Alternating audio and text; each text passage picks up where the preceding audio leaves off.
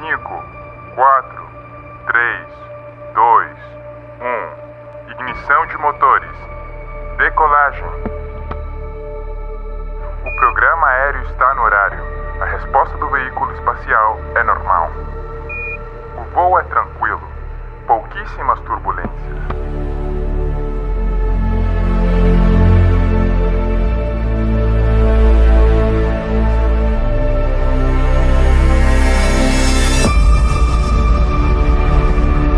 Contemple novamente este ponto. É aqui, é o nosso lar, somos nós. Nele, todos aqueles que você ama, que você conhece, que você já ouviu falar, cada jovem casal apaixonado, cada professor moralista, criadores e destruidores da civilização, todos os santos e pecadores da história da nossa espécie viveram ali, nesse grão de poeira suspenso num raio de sol. Talvez não exista maior comprovação da loucura das vaidades humanas do que esta distante imagem do nosso minúsculo mundo. Viaje no tempo para descobrir como os eventos da história do nosso mundo sugerem que não estamos sozinhos no universo e que o nosso pálido ponto azul tem um propósito.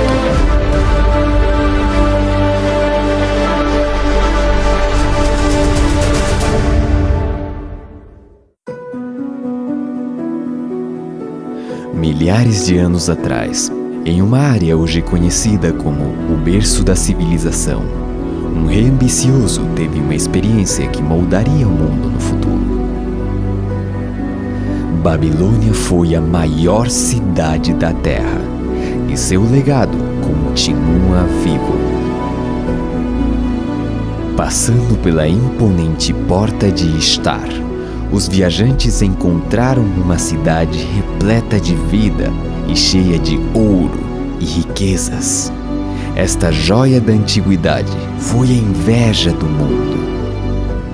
Qualquer pessoa que visitasse a Babilônia, no auge do seu poder, ficaria absolutamente pasmado diante do espetáculo da sua arquitetura e pelo fato de que ali se reuniam na cidade pessoas de todo o mundo.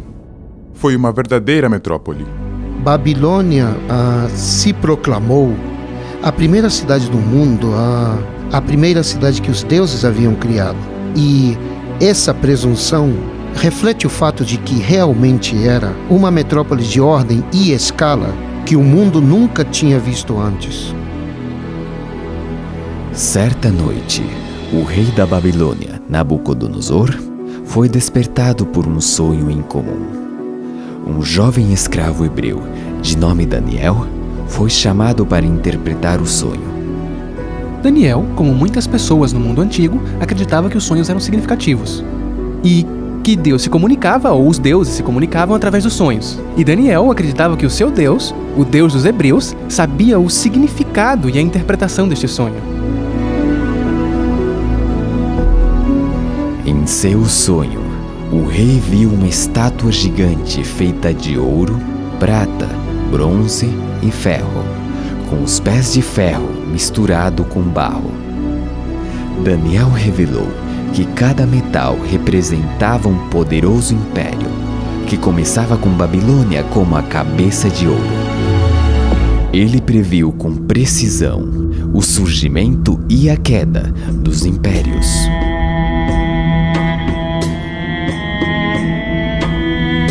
Mas que evidência há de que Daniel escreveu sobre estes eventos antes deles acontecerem? Os manuscritos do Mar Morto contêm seções do livro de Daniel e são datados do século II a.C. O historiador judeu Joséfo conta que os escritos de Daniel foram apresentados a Alexandre o Grande quando visitou Jerusalém no século IV a.C. E os estudiosos têm demonstrado que o aramaico usado no livro de Daniel se encaixa perfeitamente ao aramaico do VI século a.C. A primeira vez que ouvi falar sobre este sonho, devo admitir que estava cético. Me refiro a que É difícil acreditar que mais de 2000 anos de história humana foram antecipadamente relatadas num sonho de somente 150 palavras. E eu fui confrontado com a ideia de que ou estamos lidando com algo que poderia ser uma farsa, uma mentira, ou algo sobrenatural está em jogo. Daniel havia predito que um império representado pelo peito e braços de prata se levantaria para conquistar Babilônia. No auge do domínio babilônico, Daniel predisse que se levantaria um reino inferior.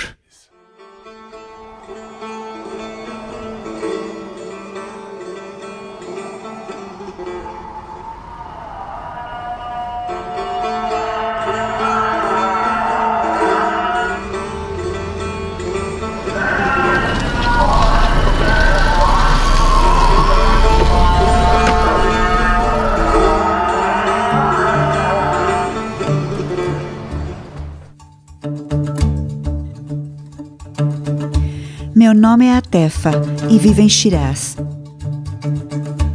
uma das cidades mais bonitas do Irã, conhecida por seus jardins e seus poetas. No meu tempo livre, adoro tirar fotos. Como mulher muçulmana, fico admirada cada vez que venho nessa mesquita.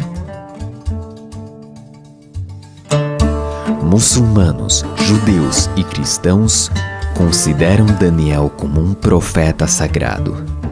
E mais de 2000 anos atrás, um conquistador se levantaria do leste para liderar uma luta contra o poderoso império de Babilônia.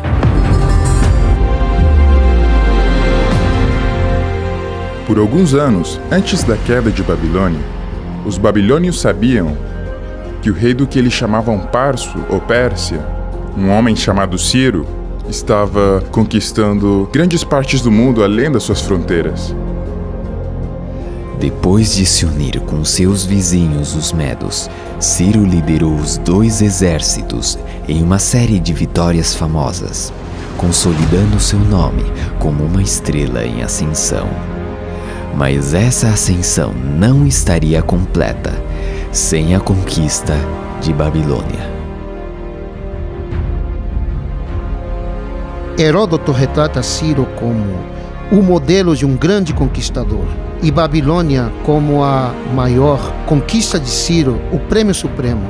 E era o prêmio supremo porque era o osso mais duro de roer. Babilônia era uma poderosa fortaleza.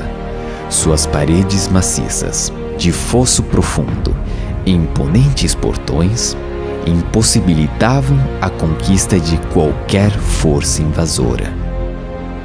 Confrontados por muralhas que não podiam ser violadas, as tropas persas identificaram o rio Eufrates como ponto de entrada. Desviando a corrente rio acima, as tropas de Ciro puderam marchar ao longo do leito do rio, por baixo dos portões, até o coração da cidade.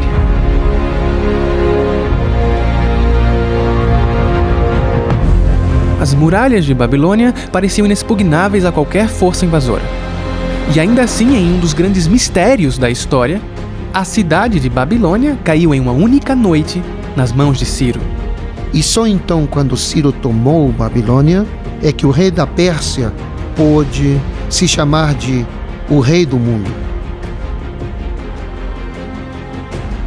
A conquista de Ciro lançou as bases para o Império Medo-Persa. Seus grandes complexos palacianos ainda podem ser vistos hoje. Quando percorro as ruínas dessas cidades antigas, sinto uma forte ligação com o passado.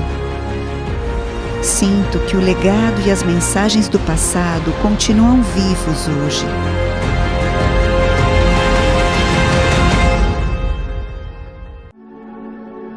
Depois de conquistar o que parecia ser o mundo inteiro, Ciro morreu em batalha. Sua tumba é um testemunho permanente do seu legado. Hoje, Ciro ainda é reconhecido como um dos maiores heróis do nosso país. O império que ele criou foi construído sobre a base do respeito pelos outros e um desejo de paz permanente. Eu acho que é algo que todos nós queremos.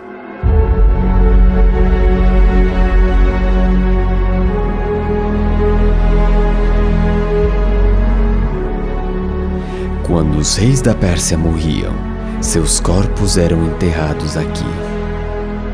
Sua altura significativa era um símbolo apropriado de seu domínio e força.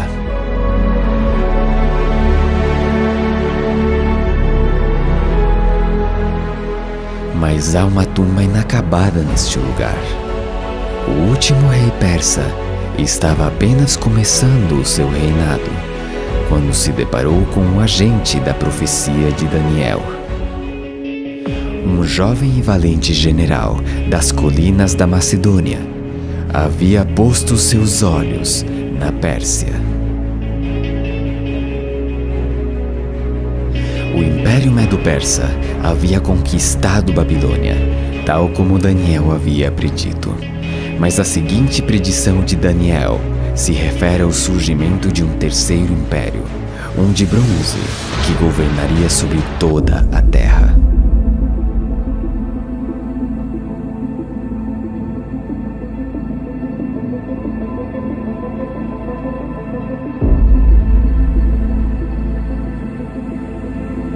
Escalar aqui é uma espécie de tradição que passa de pai para filho. Temos rotas fáceis, com rochas pequenas, mas também temos as rochas grandes. A mais alta tem 250 metros. Sentimos medo ao escalar, mas é assim que se desfruta mais. Antes de subir, costumo respirar profundamente. É tranquilo lá em cima. Dá para sentir a solidão.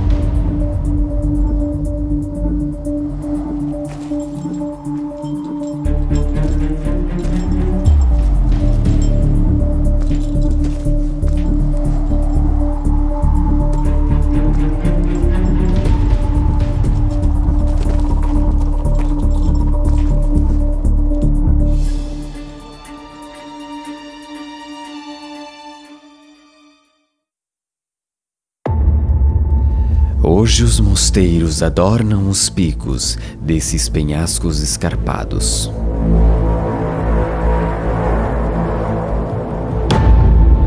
No século XIV, um monge solitário chamado Varlan escalou essas rochas íngremes para construir um mosteiro. Sob o olhar atento de um monge, existe uma pintura representando uma figura-chave da linha do tempo de Daniel: Alexandre o Grande.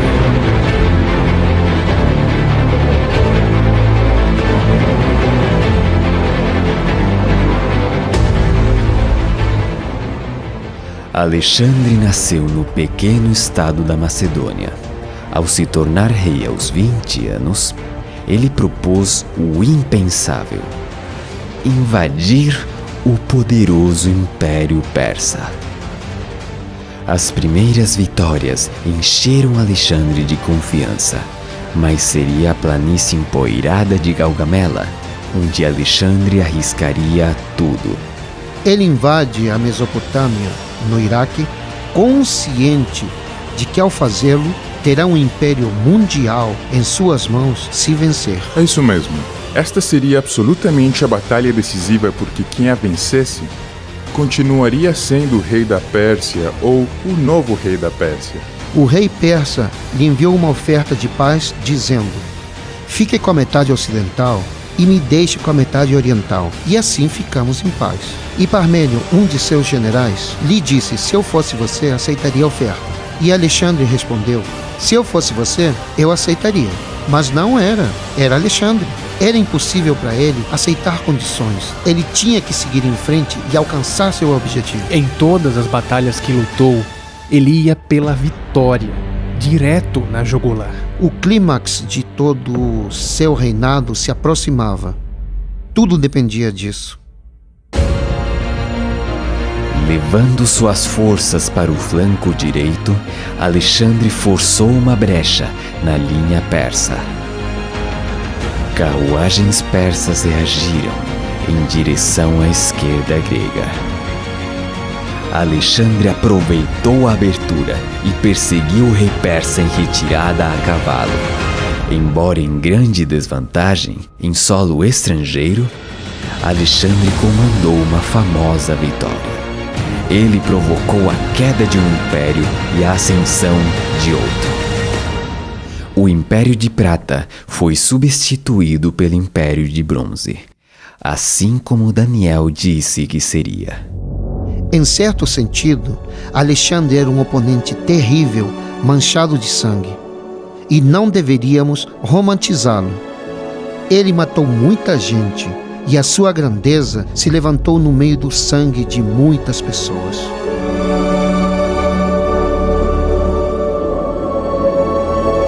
Alexandre se estabeleceria em Babilônia, no antigo palácio do rei Nabucodonosor. Mas ao refletir sobre suas conquistas, chorou, porque não havia mais terras para conquistar. Alexandre estava literalmente fazendo história. Ele marca a transição de uma era para outra. Sem a genialidade de Alexandre e sem a revolução militar que iniciou Felipe, seu pai, é perfeitamente possível imaginar um mundo onde o Império Persa ainda existisse. Em muitos sentidos, eu diria, assim como outros já disseram antes de mim, Alexandre Magno foi a sua própria maior criação. Seu império grego havia conquistado o mundo então conhecido com assombrosa velocidade. Um homem cumpriu a profecia de Daniel. Daniel previu que um quarto império tomaria o poder global. Finalmente haverá um quarto reino, forte como o ferro. E assim como o ferro despedaça tudo, também ele destruirá e quebrará todos os outros. Localizada no coração do mar Mediterrâneo, é uma cidade que passou da escuridão a se tornar o centro de um império global. Roma, Caput Mundi, capital do mundo.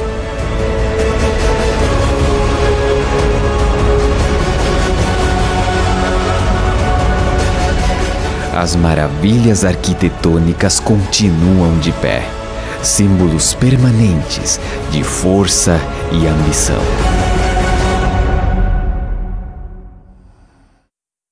Durante mais de 20 anos, Adriano Morabito estudou os alicerces do Império Romano, profundamente escondidos abaixo do solo.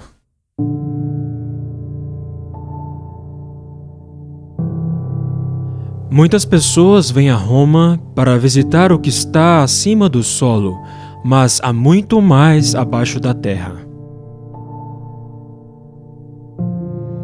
Roma era uma mega cidade do passado. A grandeza do Império Romano é devido à rede de estradas que foram feitas para conquistar os diferentes territórios e à construção de aquedutos adequados para cada cidade. Foram construídos aquedutos que possibilitaram o crescimento da cidade. E também se construíram estradas, as quais foram essencialmente, em outras palavras, como uma espécie de rede através do território conquistado. Existe um ditado muito conhecido que diz que todos os caminhos levam a Roma. Mas creio que seria melhor dizer que todos os caminhos saem de Roma. As estradas romanas levavam suprimentos e soldados para os confins do império, provocando carnificina e brutalidade por onde passavam. Quando as tropas ocidentais atacam, eles se gabam de quão poucas baixas foram infligidas. Quando Júlio César foi para Gália, ele se gabou de quantos havia matado. Mas o derramamento de sangue não estava restrito a terras estrangeiras. Os espectadores se reuniam no Coliseu para ver como milhares de pessoas eram assassinadas violentamente. Em muitos sentidos, a arena é a instituição romana por excelência. Esta foi uma expressão de sua virilidade e de sua superioridade sobre o mundo bárbaro e sobre o mundo natural. No auge do Império Romano, aproximadamente 1 em cada 5 pessoas do planeta viveu e morreu sob o domínio do imperador. Suas fronteiras estendiam-se do norte da África até a Britânia. Por volta de 476 d.C., as invasões bárbaras tinham reduzido as fronteiras do Império Romano a um tamanho não visto em 6 séculos. Havia predadores nas fronteiras. Os romanos os chamavam de bárbaros. Muitos deles foram dominados pelos romanos e perderam completamente sua liberdade. E obviamente se ressentiram e odiaram isso. Eles foram capazes de reagir e tomar posse de vastos territórios do Império Romano. Daniel antecipou que o Império Romano iria desmoronar por dentro. E quanto ao que viste dos pés e dos dedos, em parte de barro, em parte de ferro, o reino será dividido, por uma parte forte e por outra frágil. As tribos bárbaras dividiram o Império Romano, e essas novas nações estabeleceriam as bases para a futura Europa. Para os europeus, Roma era o fantasma que não desapareceria. E quando o imponente governo dos Césares desmoronou, havia pessoas que queriam restaurá-lo. De certa forma, poderíamos argumentar que o Império Romano nunca caiu realmente. E que nós, como europeus modernos, somos apenas os romanos atuais. A próxima predição de Daniel era que os reis e rainhas europeus procurariam reparar o império dividido por meio de alianças matrimoniais. Quanto ao que viste do ferro misturado com barro de lodo, misturar-se-ão mediante casamento, mas não se ligarão um ao outro, assim como o ferro não se mistura com o barro. À medida que o século XX se aproximava, muitos dos poderes políticos da Europa estavam vinculados por alianças matrimoniais. Mas as disputas familiares arrastariam a Europa através de 2 guerras mundiais. Milhões pereceriam à medida que líderes ambiciosos procurassem ressuscitar um império europeu. Determinados a nunca permitir que a Europa mergulhasse em outra guerra sangrenta, os líderes mundiais se uniram para assinar tratados de paz, abrindo caminho para o desenvolvimento da União Europeia, mas a tensão continua. Desde que as fronteiras abertas foram amuralhadas, os medos sociais e religiosos se espalharam pelas ruas. A desigualdade econômica, o desemprego crescente e o extremismo político estão ganhando terreno. Está claro, o ferro e o barro não se misturam. O sonho de Daniel contém 7 elementos proféticos: Babilônia, Medopérsia, Medopérsia, Grécia, Grécia, Roma, etc. E desses 7 elementos proféticos, 6 deles já aconteceram. Agora basta a força da lógica e das probabilidades que sugerem que, se 6 dos 7 elementos proféticos já ocorreram, é muito provável que o 7º também ocorra. Daniel predisse que o ouro da Babilônia passaria em mãos de outro. Que o império de Ciro chegaria ao fim.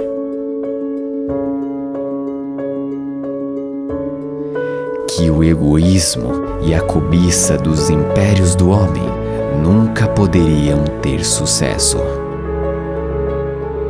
Que a força e a brutalidade do Império Romano encontrariam seu rival.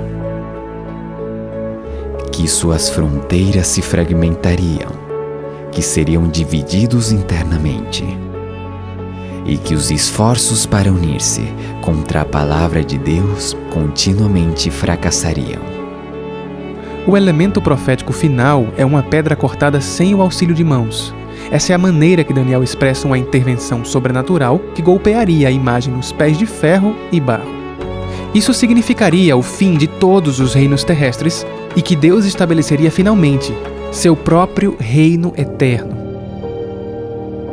Hoje, o nosso pálido ponto azul está posicionado no final da linha do tempo de Daniel. Ele antecipou que durante o tempo da Europa moderna, Deus retornaria à Terra para estabelecer seu reino eterno.